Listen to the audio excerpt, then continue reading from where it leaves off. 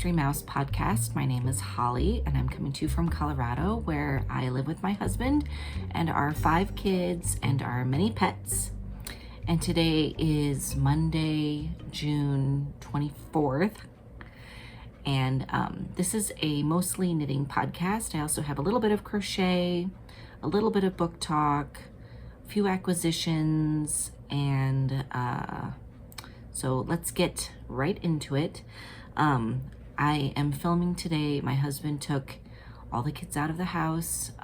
My 3 older kids are going to the doctor because they are going to camp at the end of July, and so they're doing their camp physicals. And he took the other 2 also so that I could have a quiet house and film, so I'm so thankful for that. So I want to talk about, okay, I did have a finished object, but I don't have it to show you. I finished my husband's,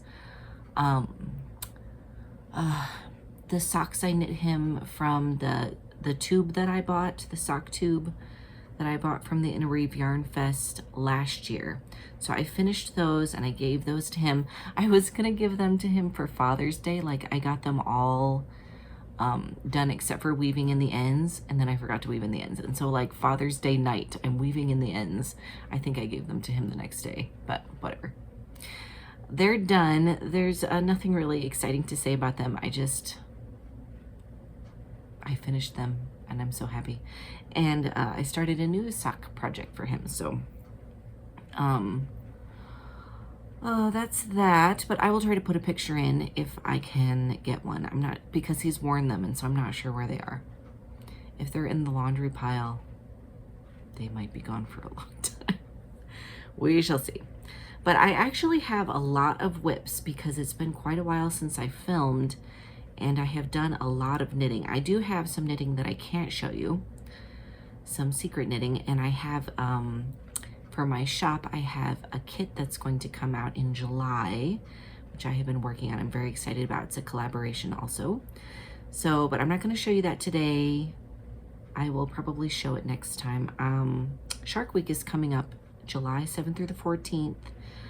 This is a knit along or make along with the Politically Incorrect Knitters. And I am participating in that. I'm one of the sponsors. I dyed a special yarn for that, which I will show you. And so, but anyway, we'll talk about that later. Let's just talk about whips right now. So first of all, let's see what's in this. This is a bag by Longleaf Bags. And this is my Soldatna Crop, which I'm not doing as a crop. Let me see, here's the front. I'm trying to get this finished by the end of June, but I don't have much time left, so I don't know, we'll see. The body is done, although I think I want to redo my bind off because it just feels tight. I did this with, this is knit with a 6, a US 6, and this I knit with a 4, and I think I should have done a 5. And also maybe bound off with a larger needle because the bind off is a little tight. But I finished one sleeve. I finished this sleeve yesterday afternoon, and one thing that bothers me is I wanted to do 3/4 sleeves, and but it's not a good idea when you're knitting a sweater to knit the body and the sleeves exactly the same length, so that when you have your arms down, that all hits at the same point, because it just creates a really hard line. And so I tried it on, and of course it's exactly the same place. So I don't know what I'm going to do about that. I might, since I'm taking out the ribbing, I might, I don't know, either rip out a couple rows or do a couple more rows of the body before I do the ribbing again. Or I could knit the sleeve a little longer. It's right kind of in the middle of my forearm. So I don't know, the sleeve fits really well. And I did do the cuff of the sleeve with the US 5, and I just made these up because this is supposed to just have little cuffs right after the color work, but I wanted to have longer sleeves because this is such a thick and chunky sweater. I just think it would be nice to have longer sleeves. I don't know, am I being ridiculous? Anyway, I would like to get this finished in June because the Politically Incorrect Knitters are doing the Sweaty Sweater Challenge through the end of June. And this is kind of the closest sweater I have to being done. So we shall see. I really like how it looks though.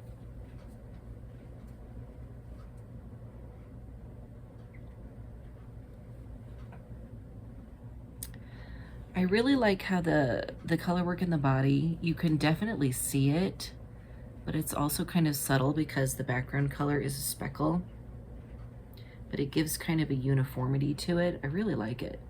And I think I'm gonna have plenty of, I'm gonna have to knit the entire other sleeve. So this is how much I have left of the orange one. This is how much I have left of the white one, although I think it's more than that because it's kind of disemboweled itself all over my bag, but it's about the same, maybe a little less. And then this is all I have left of my main color, but I have, it's really an interesting color, but I have another skein. So, and then I've got this left of the green, which I really just need for the cuff, the other cuff. And if I redo the ribbing, I might run out of the original that I pulled out, so we'll see. But anyway, I don't know if I can knit the other sleeve in a week. I am not a good sleeve knitter as far as speed, but I will admit once I got the sleeve going, it was nice that it was just, I didn't have to think, it was pretty easy knitting. Even though it's color work, it's just, you can look and see where you are and figure it out. But I would like to get this done. Obviously, we'll be able to wear this for a while. It's 96 degrees today, which I looked up is 35.5 degrees Celsius, because I know whenever I watch British podcasts and they say how many degrees it is Celsius, I always wonder because I can't do that in my head, but it's 35 degrees. Still sounds cooler than 96. And we are supposed to be getting up to 100 in the next week or so. All right, my next project, I think this project was in a different bag. Like, I think I traded bags. So let's see what's in this bag. This is a bag by A Needle Runs Through It, which I bought at the Interweave Yarn Fest this year, which was not called the Interweave Yarn Fest. It was called something else, but that's what it was. Okay, oh, this is my Audrey sweater. Now, funny story. I started this last year in the fall.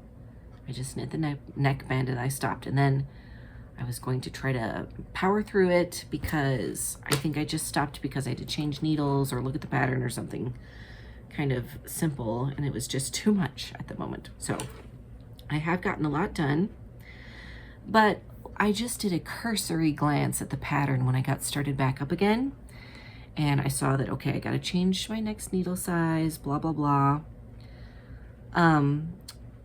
Which was, I think, a 6. And so I changed to a 6 and I started knitting, blah, blah, blah.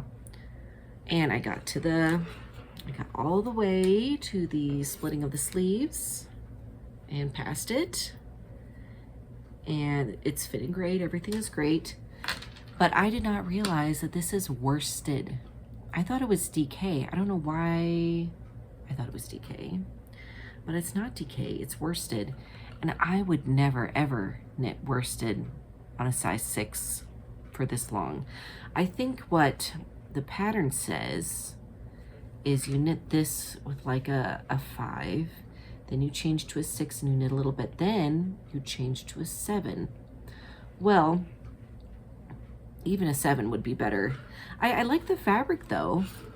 But I wish that I had realized that, because I would have at least changed to a 7 and, you know, it would have gone a little bit faster.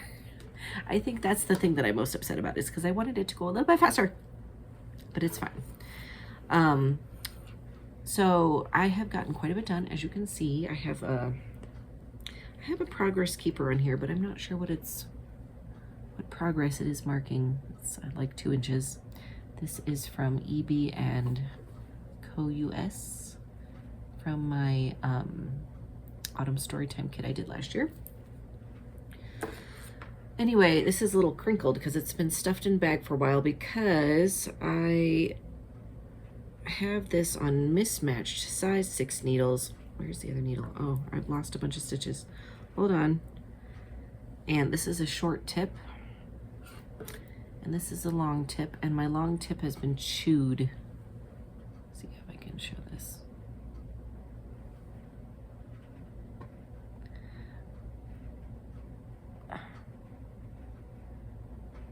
This will not focus. My long tip has been chewed by a kitten. And it's not terrible, but they broke the tip off, and so I need to change my needle. I think I'm getting to a place where I need a few needles because I don't have any large size 5s. I only have short tip size 5s. And I always have needle drama. Anyway, so that's the only reason I stopped knitting this. And look at this, I've dropped all these stitches. I'm gonna have to pick them up. Fortunately, this is just plain knitting and it is very enjoyable to do.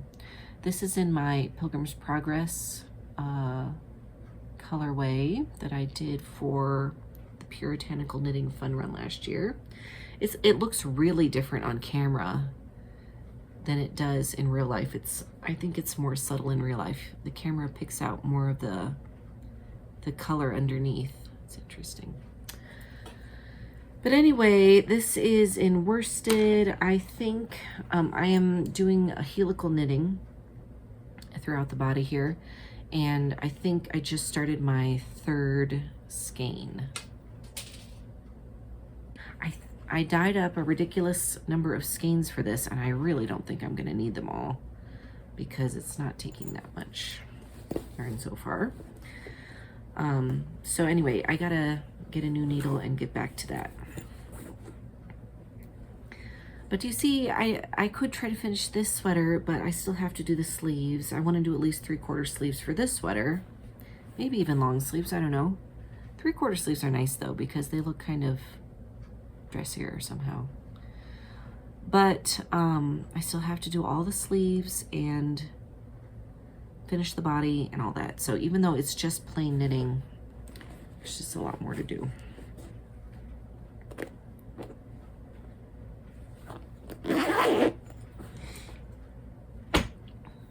So that is that. Okay, so next, let's see what I've got in here. See, I think this was in that other bag, and I switched it over. Okay, this is Gradys Gramps cardigan, which is going along okay. Just like my Soldatna, I have 1 sleeve done. See, little cuff.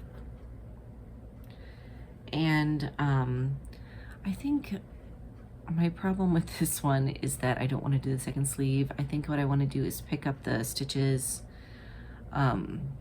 and do the button band and the shawl collar. But I'm afraid this is going to take a long time, and then I got to do the other sleeve. I don't know, I just don't feel super motivated on this. It's very cute. He looks so cute in it. I keep having him try it on, and he's like, no! You know, he's gotten to that age where he's like resisting. But anyway, this is also my own hand-dyed yarn in the Grady Fletcher color, and this is just a blue I dyed up to go with it. I forgot to say on my Soldatna that is almost entirely Yarn Cafe creations except for the green, which is mine. So I only have 1 skein of this, but I'm sure that will be plenty. And then I think I'm on my 2nd skein, and I have another. Wait a minute. I think I balled up part of this skein as I was doing it by hand, and I was being impatient, so I was like, that's enough. Let's continue the knitting. Okay, and this is in a bag by Susan of Delightful Works. Okay, now for a couple sock projects. This is another bag by Susan Delightful Works, my chicken bag. I got this at the Knitting McPurley retreat. This is this is an old whip. So this is 1 sock I have finished. It's just going to be an afterthought heel And this is from my red wall sock set, and I just did some sporty stripes. It's kind of a short sock. I don't think it's going to be like a shorty, but my heel will probably go in like here, so it won't be too tall, which would actually be really nice for the summer. But so I've had that one done for a long time. And then one day I was going somewhere and I needed a simple project, and all my projects were like at a weird place. You know how it is. So I cast on the second sock. Just a little mustache. Anyway, so this is all I got done, is mustache length sock. But I am sort of forcing myself to remember that I have to work on this. Because these socks are for me, I have not knit myself a pair of socks in a long time. My socks are starting to wear out. Like, I've got a few with holes in them. They're at weird places, like in the ankle. So I'm still wearing them because it doesn't really bother me. But I want to get some fresh socks. So I love this bag. It's so cute. We have some new chickens in our lives, which I will talk about. I think I talked about them last time. Oh, here's another sock project. So this is a bag by Stolen Minutes, and oh, I just love this fabric. Cats in TVs. And I bought this bag specifically afterwards for this yarn. This is Mau Mau by Chicken Lady Fiber Arts. And it's a beautiful calico cat. I am knitting these socks for my husband in memory of his cat Pepper. And I actually have made quite a bit of progress on these. I took these on vacation with us and I started them, but I always do his socks ribbed. Like, I start with a 2x2 rib, then I switch to 6 by 2, so that 2 of the ribs, well, some of the ribs continue and one is just made into stockinette. And I didn't do that. I just started knitting stockinette after the ribbing, and the sock was like really big. And I'm knitting this 72 stitches, which is what I usually do, but I'm knitting them on size 2, and I think I usually do size 1. I think the fabric is fine, but they are kind of big, but they'll be really comfortable. So here they are. See the rib. And I will probably do afterthought heels on these and just do a black heel. I think that would look really nice. I feel like I should have some black sock yarn somewhere floating around, like some stroll fingering from Knit Picks, but I can't find it. So I will either have to order some or dye some or something. But anyway, I love how this is knitting up. I feel like the colors are really mixed up well. It's not pooling anywhere. And it's really pretty.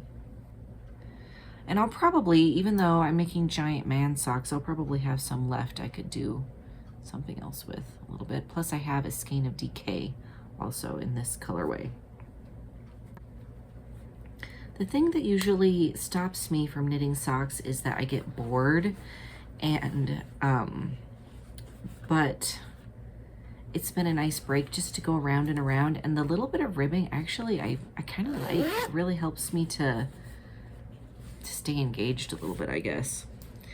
So maybe those won't take 2 years to knit, who knows? We'll see. All right, this is my last whip. This is in a bag I made myself. It's like a big I put a leather handle on it because I don't know, it was being fancy.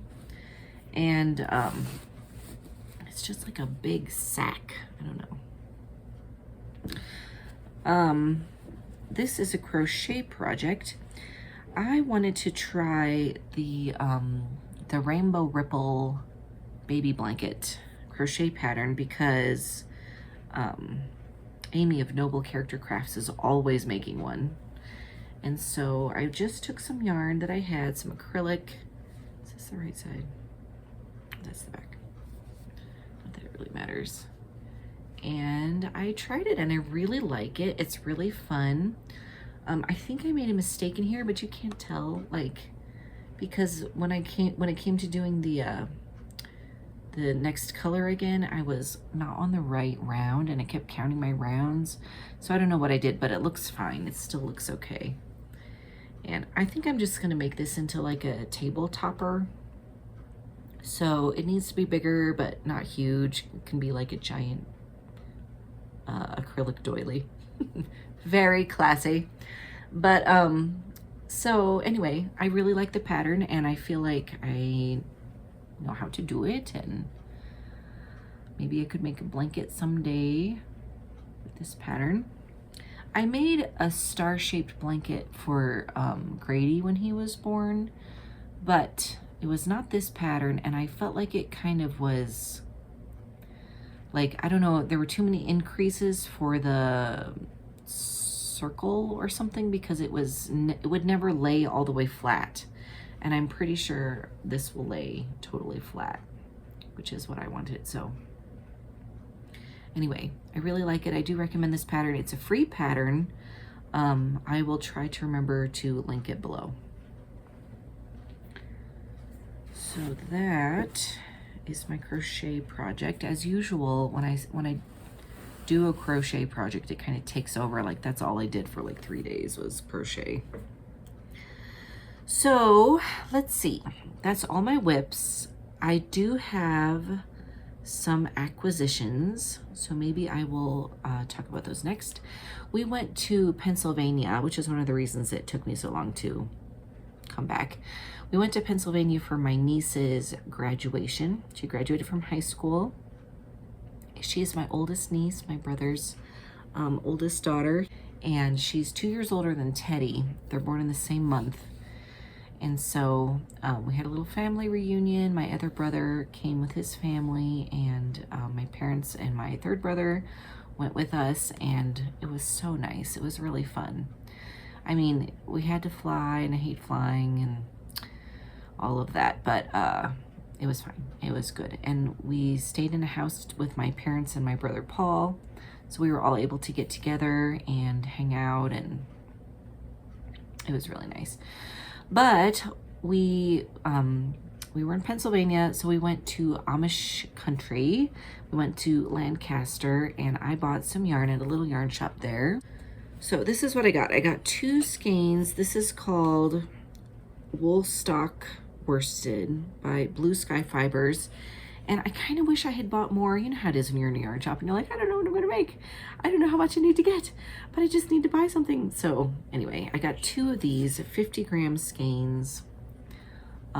It's just probably the undyed, but you can tell it's definitely Woenspun. These are 50-gram skeins, but they're so light. And let me see how many yards they are. 123 yards. So see, if this was 100 grams, it would be 246 yards, which is more like a DK. So this is definitely Woenspun. It's very squishy and airy. And I also got this. So they had all these colors there, most of them. Look at all those colors. So it even has the undyed. So I want to make a color work thing with these. I would love to make a vest. I'm sure I don't have enough for a vest, but I might look this up online, this brand, and see if I can get it somewhere. Blue Sky Fibers, because I don't think it's like a local indie dyed or anything like that. This was the yarn shop I went to, Lancaster Yarn Shop. It was very tiny, but was so cute, and they had hand dyed, and they had quite a bit of this. They had a couple kits with this too. But you know, when you're a yarn dyer, when you go somewhere, it's like it's weird because you don't necessarily want to buy commercial yarn, but you also don't really have a desire to buy hand dyed yarn unless it's like very special or very local or whatever.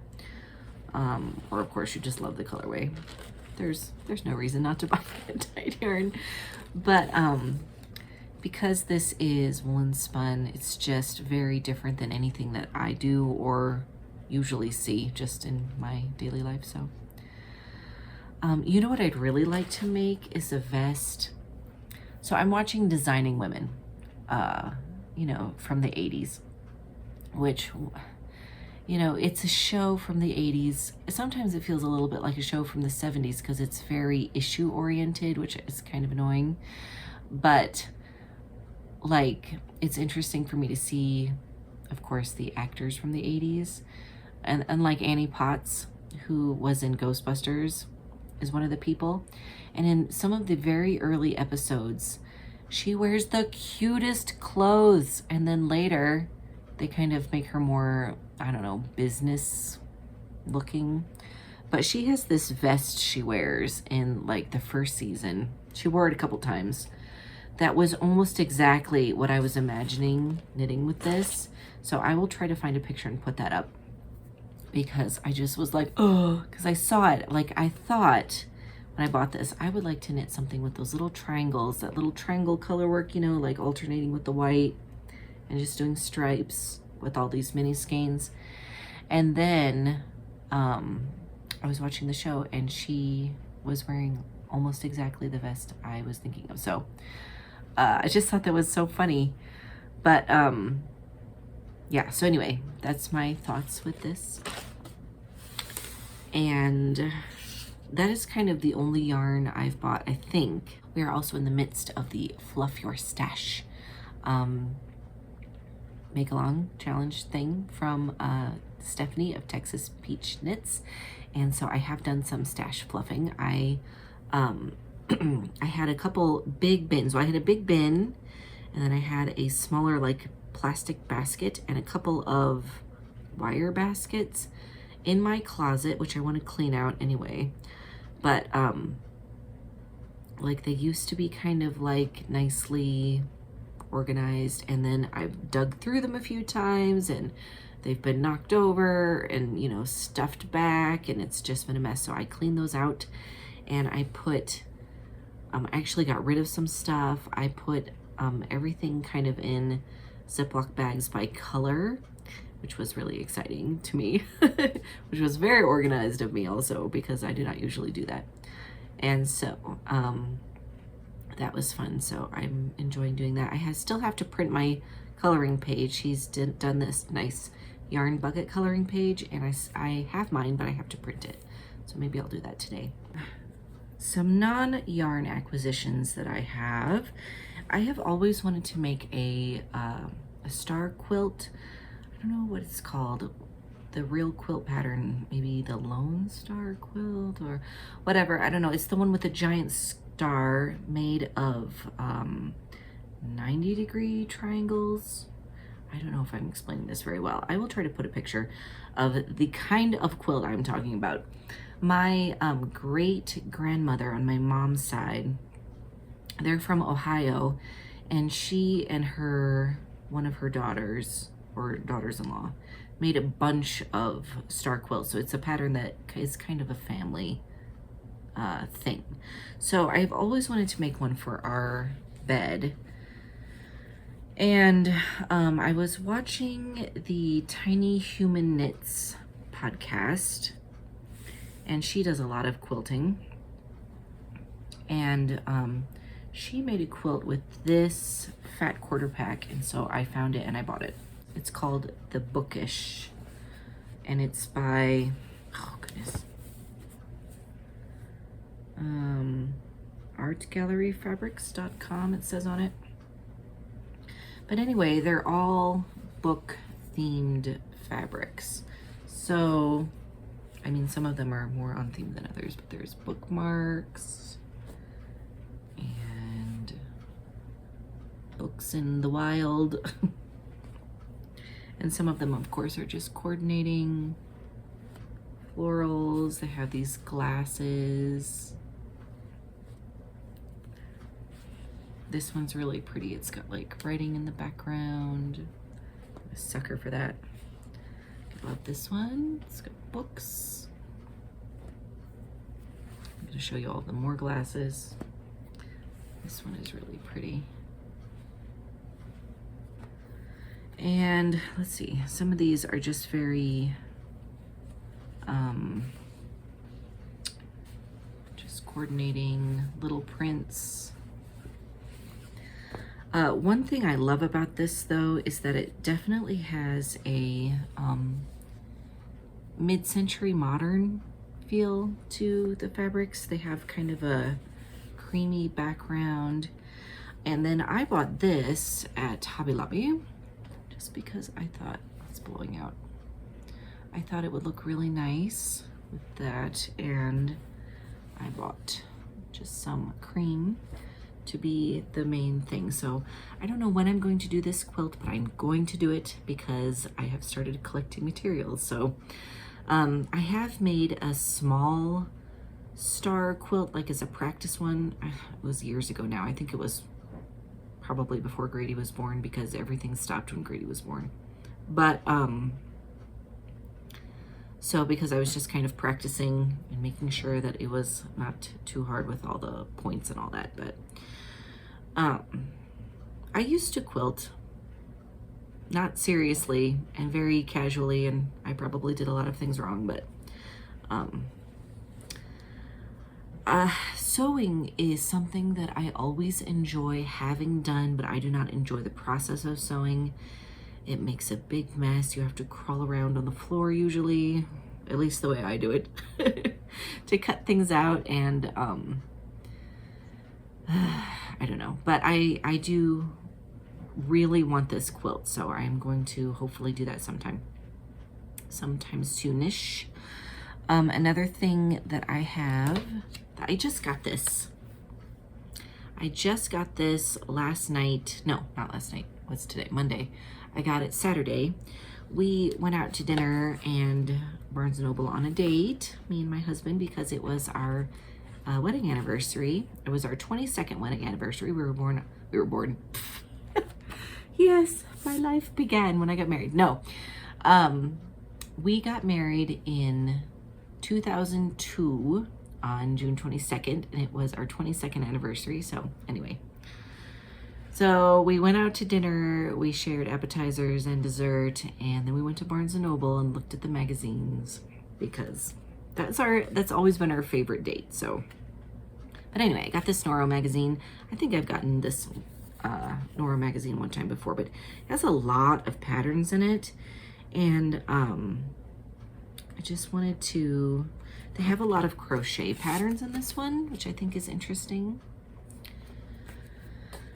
But I really liked, I do not buy knitting magazines unless there's something I really want to make. So I really liked this. It's just a granny square vest, but I thought it was really pretty. And let's see, there were a couple other things. They always have a lot of scarves and things, because I think they're hoping that people will just try their yarn out. This is very interesting though. The whole thing about this this cover sweater is that they do it from the top down and from the bottom up, and they kind of show you what's different. So I think that's really interesting. I also really liked these two things. And this one, I really like this one too.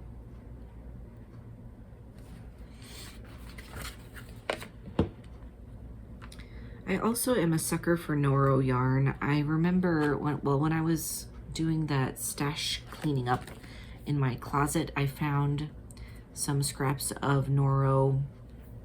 What kind of yarn is that? It's a Noro yarn that I made a vest out of years and years ago. The vest does not really fit, and I should frog it and reuse the yarn because I love the yarn.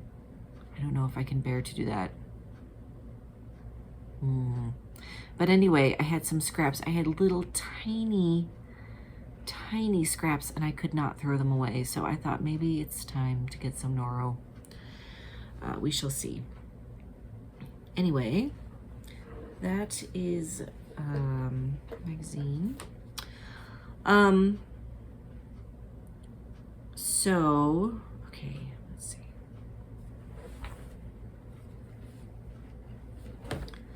So before I do book talk, let's talk about Shark Week. Shark Week is coming up in a couple weeks. July 7th at midnight Eastern is when it, no, well, you know, midnight going into July 7th Eastern is when it starts. I'm so excited. I don't know what I'm gonna make yet. But I have got this bag from Susan of Delightful Works to house my project. She made this bag to go with my Sunken Treasure colorway, which I dyed specially for Shark Week. So I will be saving a skein or two of this for myself, or dyeing it up right before, because I really should make something for David, my husband, because he would love this color. He is definitely a blue person. So this is called Sunken Treasure. It's inspired by an episode of Sherlock Hound where, is it called Napoleon's Treasure or something like that? Where this crazy admiral has Napoleon's treasure in the hull of his ship, and his brother goes to like talk to him. Okay, I don't really remember what happens. I just watched it. But anyway, the ship sinks, and Watson and Hound are stuck in the treasure room, and they sink with the ship. And it's one of those ones where you have to like be careful you're not holding your breath because they're underwater for so long, and I don't think they really would have made it. But anyway, that is what this is inspired by. So that it's got these rusty gold bits. I really love how this turned out. So anyway, I will be making something with this. It will go in my bag by Susan. And my friend Elizabeth, who is EB&Co US on Etsy, she has made a shark progress keeper. Look how cute he is.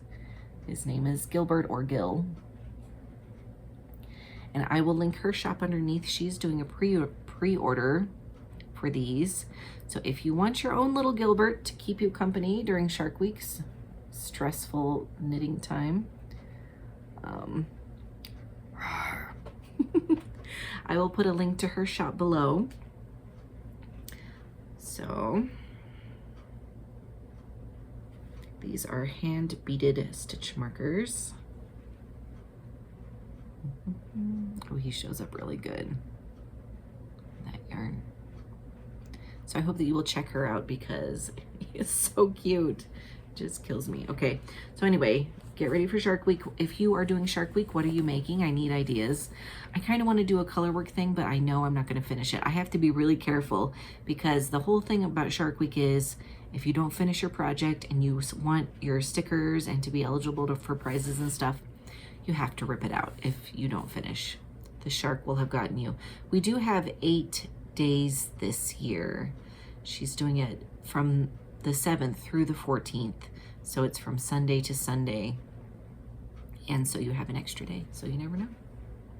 I have some ideas, but I'm just not sure what I'm gonna do, so. But I'm really excited. I'm really, really excited. I went to a craft fair yesterday at a local coffee shop, and my friend Becca was vending, and she is doing these ephemera kits or sets, and she has like a vintage book page and a stamp, and this is some of her art, and then just some other ephemera things, and I got 2 of them. This one's more like gardening. I just love these images. I'm a sucker for anything vintage book, you know? Like, just take my money. And I think this, she has some art back here. I should open this up. So I want to make like a shadow box or a clip frame box with some of this stuff in it and like a photo of my kids or something like that. So let me see what's in here. Sticker. And this is interesting. What is this?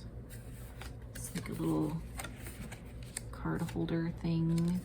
A couple of vintage looking stamps. I think those are not real vintage. Oh, that's cute. Just some scrapbook things. And here is the vintage book page. I just love that. That would be great for like a gardening picture or something like that. It's got a grade 1 word list on the back. And this little painting. She does these beautiful abstract kind of floral paintings. And I just really like them. And then inside here, there's still, it's like a piece of scrapbook paper, which is really pretty. Would be a good background for my shadow box. And then a couple of stamps, and I think these are real cancel stamps. There's a Martin Luther one and a George Washington. So that was that one, and then I actually haven't opened these yet, so this is some scrapbooking, just cardstock things. And this is the little painting that was in that one. I love those colors. And some like, ooh, this is a postcard. That's cool. And this is why I bought this one, because it has this dollhouse picture, and I love that. I just love it. I don't know what book this is from. It must be from, it's probably from the same book, because it looks like it was a reading book, a first grade reader. I love dollhouses. I had one of those like dollhouse kits when I was like 10 or 11. I wish I still had it. I don't think I have it. And then she also included this page that has houses on it. So I love that it's got the picture and the words. Houses. And then here is the background paper and the stamp on this one. Ooh, it's like Kenya, Uganda, Tanzania. 1968 Olympic Games. Wow, interesting. It has a Uganda cancellation on it. That is so cool. Anyway, so that was just something interesting I thought you guys might be interested in. She does have an Etsy shop, so but I don't know if she's put any of these kits in her Etsy shop. If you are interested in checking some of those out, would you just put that in the comments, and I will let her know to put those in her Etsy shop, and then you guys could check those out. All right, so for a little bit of book talk, I just have the book I finished recently and the book I'm currently reading. So when we went on our trip to Pennsylvania, I took this book. This was the only book I took. I really should have taken another book, but I was afraid if I took another book, I wouldn't read this book, because I have been hoarding it since my birthday last year. I read this in 2 days, and we were gone for a week. I should have taken another book. This book was so good. It was so interesting. This is by David Suchet, who played Poirot in the very famous Poirot mystery series. And this is just his memoir of doing that. So it's not like his whole life story, which in a way is kind of nice, because I always struggle with biographies. I read a lot of biographies, and I always struggle with how they start with the grandparents of the person you're interested in. But anyway, so it was so interesting how he was asked to play this part. And it's so funny because he says he played Inspector Japp in an earlier, I think, a Peter Ustinov Poirot, like made for TV movie, and he said it was the worst acting job he ever did. And Peter Ustinov told him that he would be a good Poirot, and he kind of was like, really? And he like stored that away.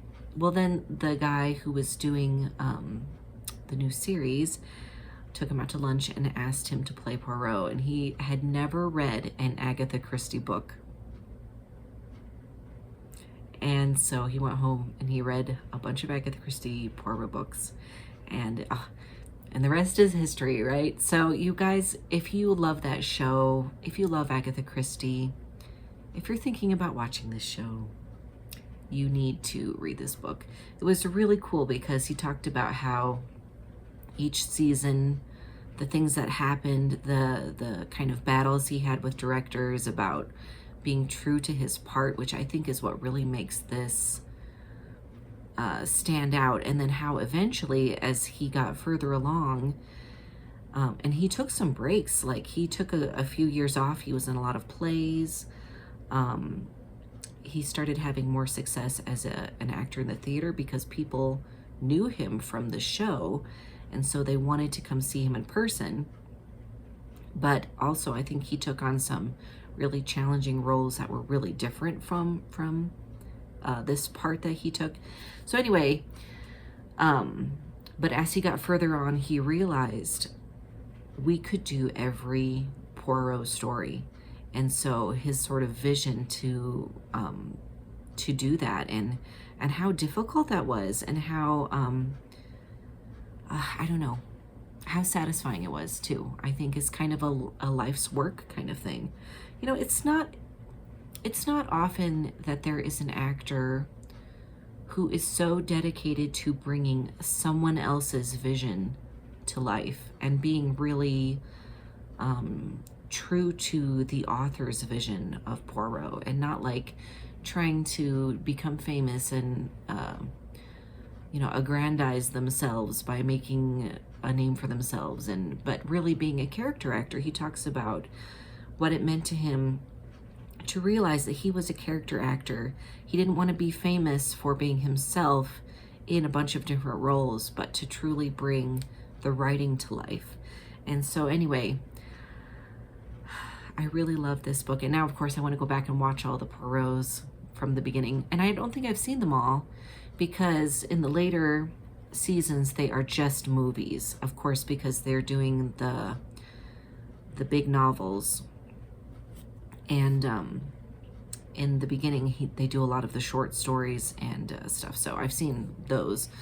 But anyway, this was an excellent book. I highly, highly recommend it if you are a fan. And back to my current reading. So I am currently reading number 4. I finished number 3, I think, since my last podcast of the James Herriot All Creatures Great and Small series. So I'm on the 4th one. It's excellent as always. And the 3rd book, which I finished, I don't know, I finished like a week or 2 ago. I was kind of slowly reading through that, but I cried like 3 times in that book. I do not like crying, but sometimes it's good, I suppose. But anyway, this is going along well. I'm still kind of near the beginning because I'm just reading this when I feel like it every once in a while. I was on, I think because of this, I was on a big reading kick for a while, and it's kind of calmed down. Plus the summer is not, I don't know. The summer is a difficult time. I am not a summer person. I do not like being out of my routine, and it kind of just messes me up. Like, I need to be in a routine. And so even though I try to create a routine in the summer, I've like made schedules for all my kids. Actually, they made their own schedules, but getting them to stick to them is very difficult. But it's just like every week is a little different. You know, there's just different stuff going on. And it makes it a little hard to be in a routine. I have had a hard time, even though I've done a lot of knitting, I have a hard time finding knitting time in my day. I feel busy all day, and sometimes if I sit down to knit, I feel really like, oh, I should be doing laundry or, you know, something, and I just feel anxious. And I really hate that because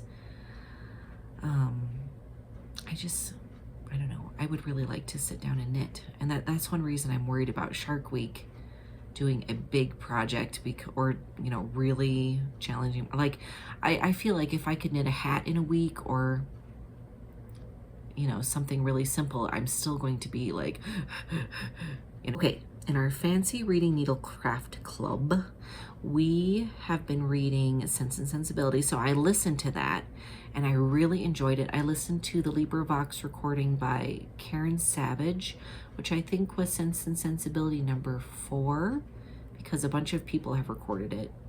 And I really liked her reading of it. It was very good. So now I'm kind of in a Jane Austen chokehold. I watched the 1995 Pride and Prejudice.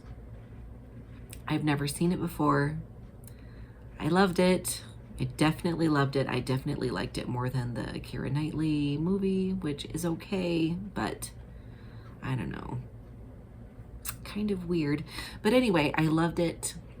I loved Colin Firth, of course. Can we just start a Colin Firth fan club? I'm sure. Wait, no, I'm going to do that again. Can we just start a Colin Firth fan club? I'm sure there already is a fan club, whatever. He was so good. And this, I think, is the real reason everybody loves Mr. Darcy, because he is so good at just like looking so serious and staring at Elizabeth, and you just feel like, oh. Anyway, he was excellent.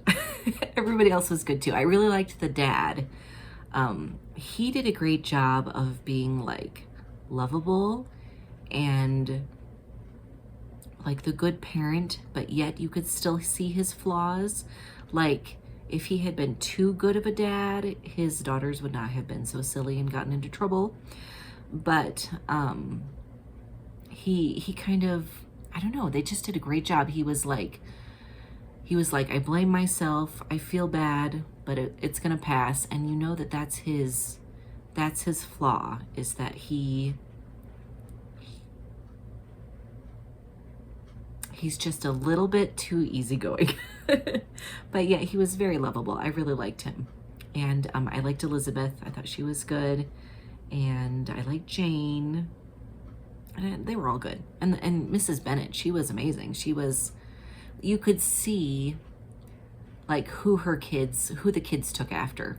You know, like you could see that Jane and Elizabeth took after their dad and were just more dignified and adult, and that the other ones were not. Even though Mary, she was so funny because she was so serious and she like took great pride in her not being silly. And I don't know, they were just very well done characters, and I guess you have to credit Jane Austen for that, because that was her thing, was people. And I think the authors who write authentic people always have good books. I think that was Agatha Christie's great strength too, because she knew that there are types of people and they behave in this type of way. And so that there doesn't feel like, you know, sometimes you read books and you just think that person would just never do that. And those authors are really good at being true to their character's character. So anyway, now I'm watching, what I thought I would do is watch all of the Jane Austen things that I can watch for free, you know? So I'm watching the newer Emma movie, which I've heard, every time I've heard people talk about that, they say I don't like that movie, or I didn't enjoy that, or whatever, or it wasn't that great. So it's the one with Anna Joy, what's her name, who did the voice of Peach in the Mario movie, which I just realized that like a minute ago. But anyway, so I'm watching that, and I can see why people, I think, say they didn't like it. I also think it's really good at some points, but I'm not done with it yet, so I probably should wait and pronounce judgment later. But I think what I like about it is that it's very funny, and I think what I don't like about it is also that it's very funny, because it doesn't feel as real. Like, I honestly don't think that the hypochondriac dad would sit by the fire surrounded by screens to keep out the draft, but I think that's hilarious. Like, so I'm really torn. But anyway, there's also the Emma with, there's an Emma that was in 1996 that I think is available on Amazon. And the Emma with Gwyneth Paltrow, which I have never seen either, the one where she's like Cupid. So I love comparing things. I love watching different versions of things or reading different versions of things and seeing what is the same and different. I love reading the book and then watching the movie. I'm one of those people. You know, when I was growing up, did you guys have the American Girl catalogs? You know, with the dolls, Kirsten, Molly, Samantha. And then of course they expanded to Felicity and Addie and Kit, and then it just went nuts, and they did it like every 10 years they had a different doll for, and then they went to only modern dolls. Well, I mean, I think they still had their old ones, but they were not the focus.